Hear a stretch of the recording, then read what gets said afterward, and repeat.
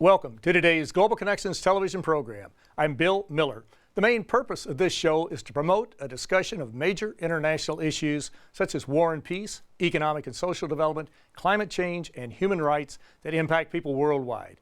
New knowledge will inspire, involve, and motivate all of us to better deal with these challenges and to help create a better world. Today's program will focus on natural disasters and what one group is doing to work primarily with the private sector to prepare for and deal with the recovery of a natural disaster. We'll be back in just a moment to talk about these and other important issues.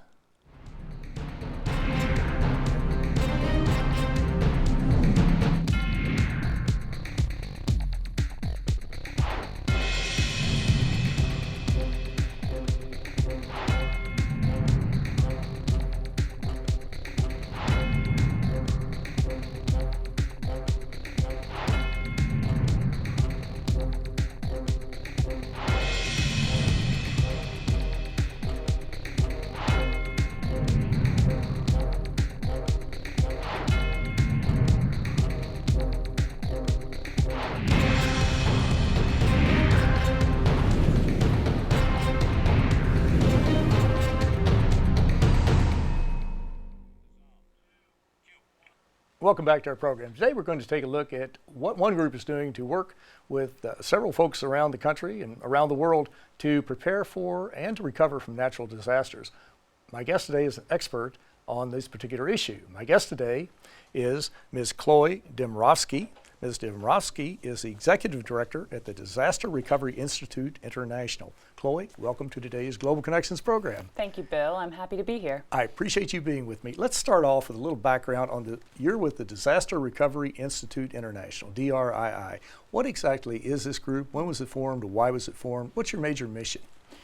We exist to, we're a nonprofit that helps organizations prepare for and recover from disasters of all kinds, whether they be natural disasters or cyber threats or anything that could have a negative impact on the organization. We work with both private and public sector entities.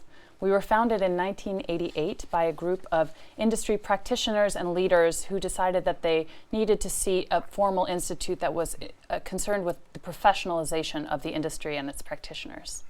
Now, when we talk about disasters, I said natural in the opening, but really we can have human-made disasters too, I guess. Human and natural, we'll throw both of them in. How do you define a disaster? It seems like it's a very nebulous term to some degree, but I'm sure you have a lot of specificity in your definition.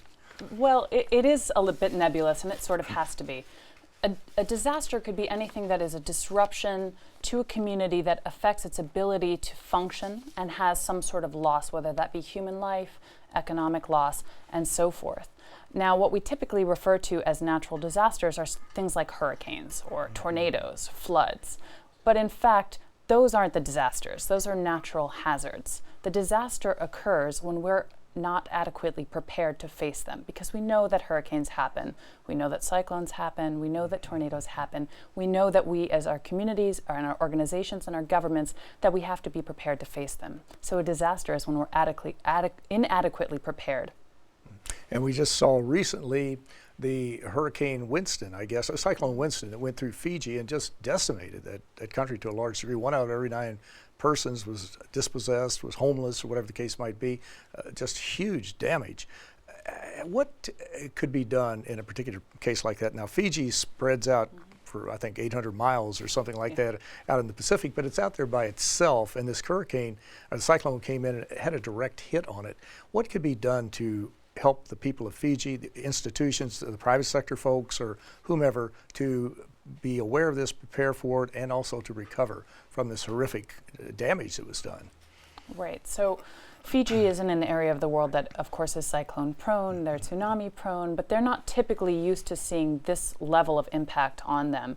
And there's a strong correlation between evidence of climate change and evidence that these storms are getting stronger and occurring in more erratic patterns than we're perhaps used to. So that may be early evidence that we're seeing of the impact of climate change. You know, 2014 was the hottest year on record, only recently bested by 2015.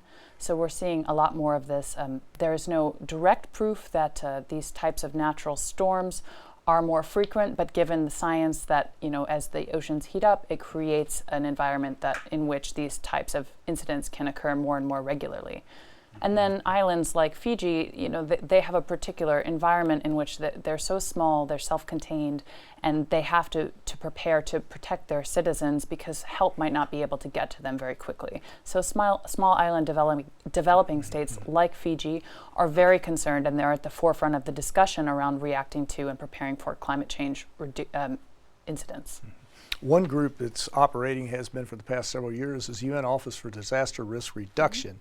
And they, of course, bring the countries of the world together. We'll talk about some of the conferences that they've sponsored and what have you in a few minutes.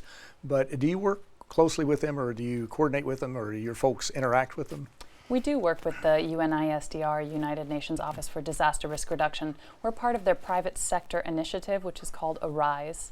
And the purpose of this initiative is to bring the resources of the private sector and the knowledge that the private sector has about preparing their organizations for disasters. Because, of course, natural disasters, they don't affect just one industry or one sector. They don't know the difference between a government and a business. They affect everybody. So the more coordinated we are, the better we will be able to prepare for them. And to get more information about the topics we're talking about today, people can go to your website, which is drii.org, and talk about some of these other issues. When you look at the situation, you mentioned climate change, and the scientific data is just overwhelming. The climate is changing. You mentioned the hottest record, I think 8 of the last 10 years have been the hottest on record. And we see that the coral reefs are bleaching, we see the fish are dying. The situation's changing quite dramatically. Do the majority of the people with whom you interact, do they believe that climate change is a major factor and it really is going to get more devastating in the future, maybe creating stronger and more frequent storms? Well, the leaders on the private sector side of that conversation are, of course, the insurance companies, because they are the ones who are paying for the damages, and they see that 90% of natural disasters are related to climate. So they're certainly taking a lead in working with UNISDR.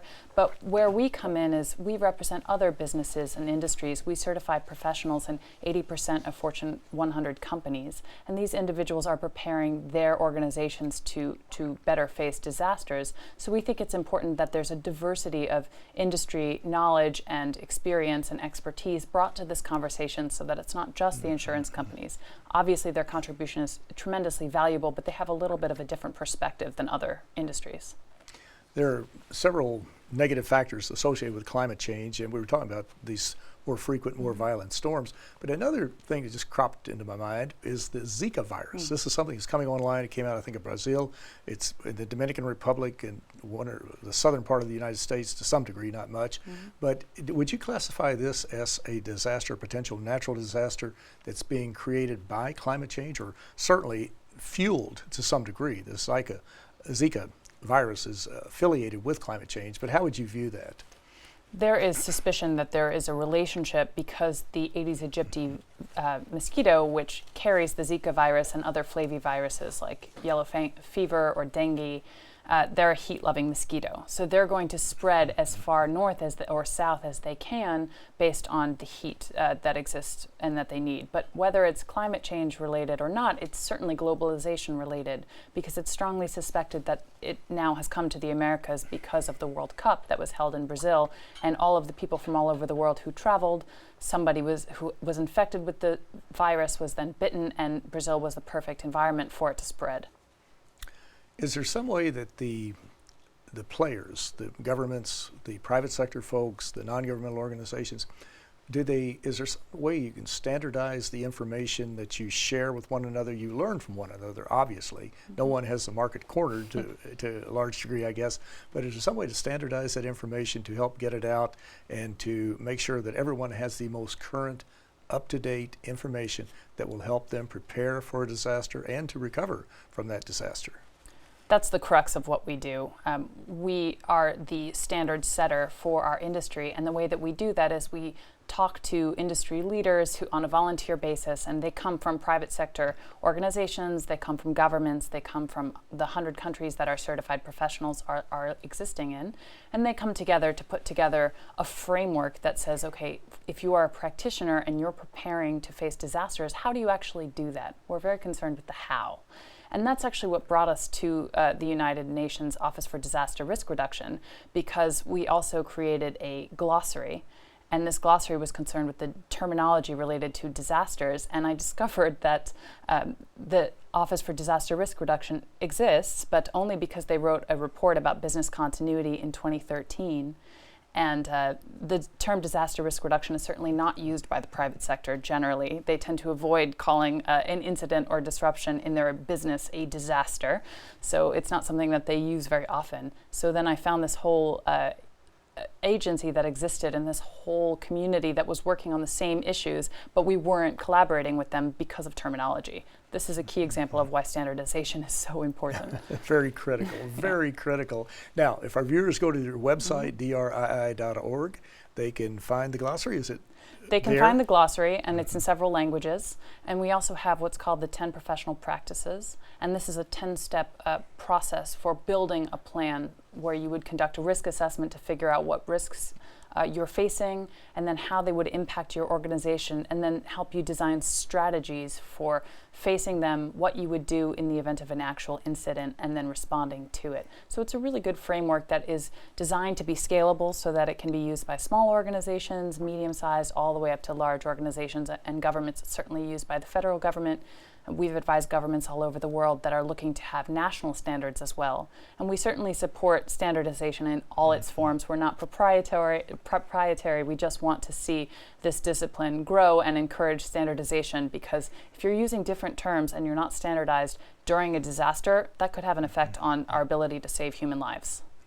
Do you find that there's more interest in this today? I know you mentioned the insurance companies. They have a direct fiduciary interest, financial interest in this, but do you find that there are non-governmental organizations, more folks who are in the private sector who want to learn more about this because of the frequency of these storms? Well, I think they're actually already doing it because they're concerned with protecting their businesses. And so the problem is in the conversation is that oftentimes in the UN-sized discussion, they're talking about community resilience and disaster risk reduction at a level where businesses might not think, well, that doesn't necessarily impact me directly. So what we think would be an effective strategy would be for, through groups like UNISDR and this private sector initiative, to say, okay, you already have a business continuity program because your regulators are requiring it, because your customers are asking for it. You can build on that to help your community to better recover, to deal with issues that are disaster risk reduction related. And in fact, a lot of times they're already addressing these kinds of problems, they just don't already know it. And it's important for the governments also that the private sector is prepared, because during the response to an incident, if the private sector can take care of itself, that leaves the government resources for those vulnerable communities that really need help the most. And then they can better coordinate the recovery for an overall stronger community strategy. Well, you're watching Global Connections Television, which is a privately financed, independently produced program. The opinions expressed on Global Connections Television are solely those of the moderator and his guest. Our viewers are invited to check out the website at www.globalconnectionstelevision.com to view previous shows. If you're interested in distributing our shows through PBS, Community Access Television, educational institutions, a website, or any other media outlet, please go to our website for more information. Global Connections Television is provided as a public service at no cost. Today we're taking a look at the whole issue of natural disasters and what can be done to help prepare people for natural disasters and to recover after they've happened. My guest today is an expert on this particular topic. My guest today is Ms. Chloe Demrovsky. Chloe Demrovsky is the Executive Director of the Disaster Recovery Institute International. Chloe, we're talking about this whole situation of disasters. When did this really start to gain steam? Was it at a United Nations conference? I remember there was one, I think, last year at Sendai, Japan, and that wasn't the first one, I'm sure. But going back a few years, when did it really start to take off and to get national attention, international attention, really, and get this ball rolling to where people were getting more knowledge about the issue, they were getting more concerned about the issue, and they were developing the defenses to deal with it to a large degree? At the UN level, it really started in 2005 when there was an accord signed, the Hyogo Framework for Action. And this happened, the conference was pre-planned, but the Indian Ocean tsunami had happened right then. So it created a sense of urgency around how do we protect our communities against these kinds of disasters, we think of them as often as something that happens to us that we didn't necessarily want to think about, especially when you have so many other priorities in terms of sustainable development. So then you go, okay, these are our priorities for sustainable development. Oh no, a disaster happened. That doesn't work. Disasters happen, they happen frequently. Risk management needs to be at the strategic level of sustainable development, just in the way that it should be at the strategic level of all organizations. So this cause is being championed by the UNISDR and the Hyogo Framework for Action, which was in effect from 2005 until 2015. Now, our reference to the Sendai conference also, that was a major conference that brought key players of the world together. What came out of that conference that ties into what we're talking about today? So in the World Conference for Disaster Risk Reduction in Sendai, which happened last March, we renewed the Hyogo Framework for Action and created a second version that will be in effect from 2015 to 2030. And this is the Sendai Framework for Disaster Risk Reduction.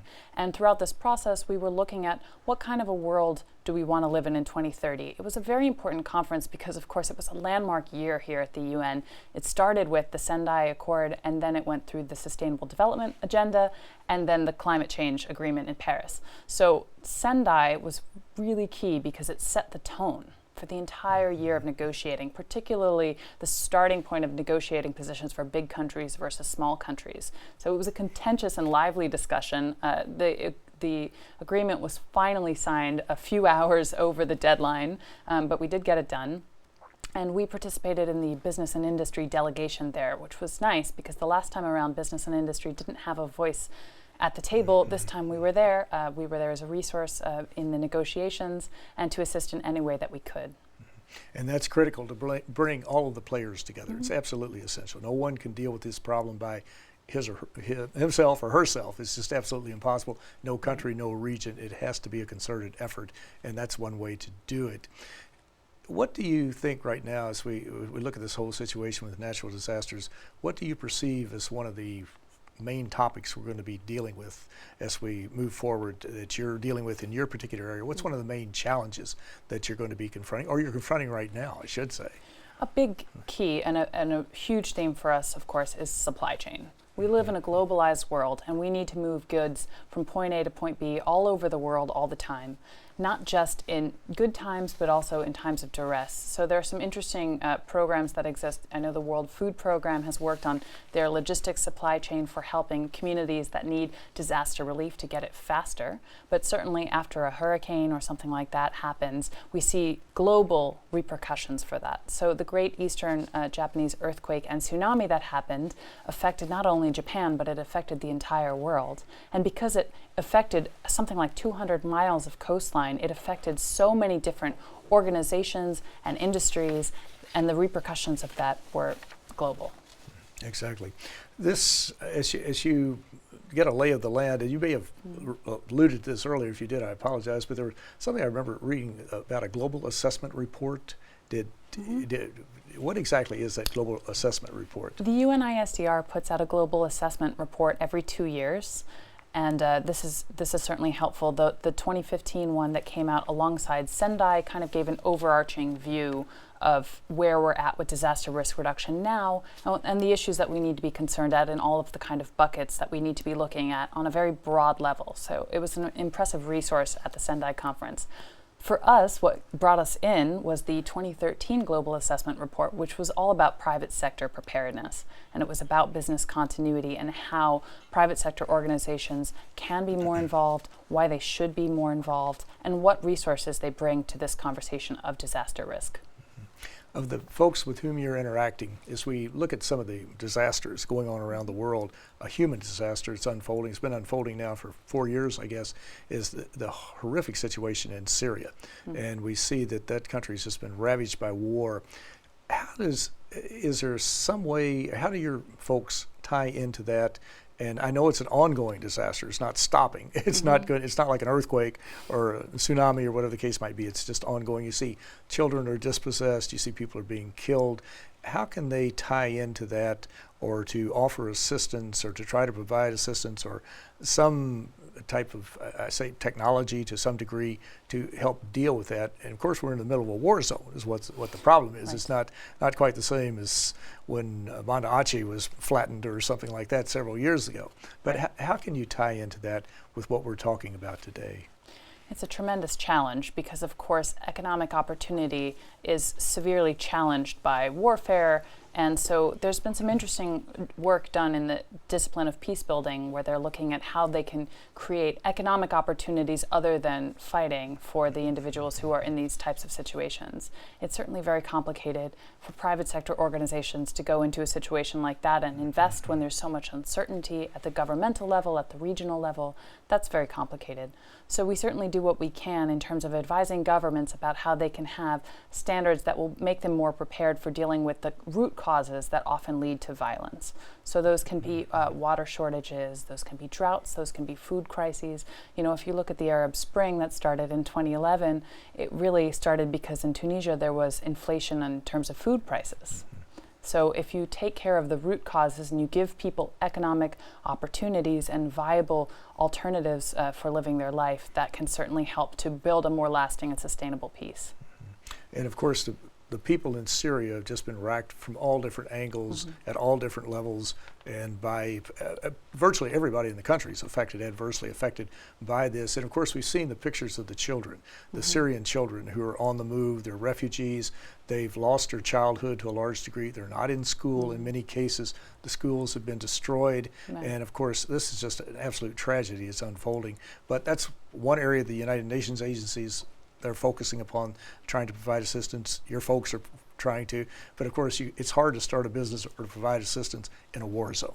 It's very difficult. It is. But schools certainly can be, are an interesting area here because schools should not only be a safe place for children to learn, but they should serve as a disaster shelter for the community generally. So if it's a very safe, strong building, that helps to protect the children and then also can serve as a point for people to get together during a disaster to go somewhere safe that is above floodwaters, that is a strong building that can protect them and save them. So that we certainly see as very important.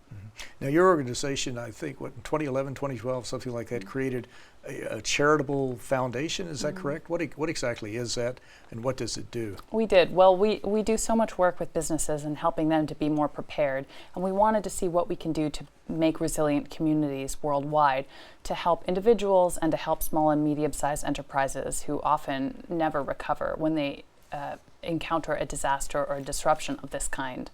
So we focus on 3 different areas. We have donations after disasters, and this is a fundraising mechanism. So we had a big fundraiser for the Nepal earthquake that we partnered with the New York City dance community. We had dancers from all the big illustrious companies, New York City Ballet, American Ballet Theater, etc. And they volunteered their time to fundraise for that activity. And then we consulted with our certified professionals locally about who was doing the best work there that we should donate that money to. Then we also invest in community resilience, and we encourage our certified professionals to go out and volunteer in their communities because they have invaluable skills that they use in their jobs every day that can also help to make their communities more resilient. Maybe they can mentor a small business. They can teach a child how to be more prepared for a disaster. And lastly, we invest in education, so scholarships for young individuals who might be interested in pursuing this discipline as a profession. Earlier, we talked about some of the challenges that were looming over the horizon. Let's bring it in. Let's focus a little bit more, maybe the micro approach. As you look into this next year, as we look into what's coming up, is there any way to anticipate what is going to happen? What are some of the hot spots going to be? Do we know there's certain things out there like La Nina's on the horizon or something that could help create or cause some of these disasters? What do you think our major threat will be this next year? The major threat that the private sector is talking about isn't even a physical one. It's all about cyber, the cybersecurity situation, because in some cases you see that there are attacks that are happening on private companies, and the origin of those attacks is anyone's guess. But we're looking at a time where cyber warfare is something that could be a very realistic expectation. That changes the landscape, the risk landscape landscape completely, and it changes how you do business. And then there's the issue of, okay, you can't necessarily go to your government for protection without sharing your customers' information. And so we see a lot of the discourse around this is very challenging, and it's anybody's guess what we're going to settle on. But certainly information sharing among private sector groups is a good strategy for making these organizations more prepared, and then we'll see how they go about dealing with governments into the future.